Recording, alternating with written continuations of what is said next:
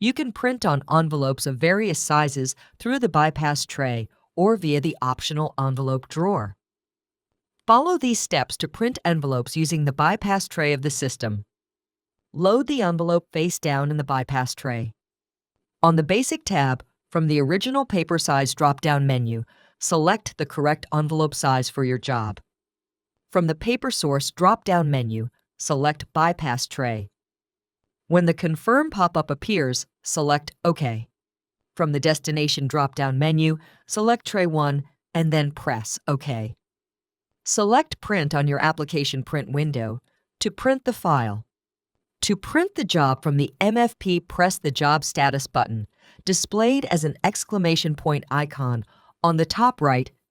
On the Change the Paper Type screen, press Envelope. When prompted, press the Start button on screen. Press the Start button to print your envelope job.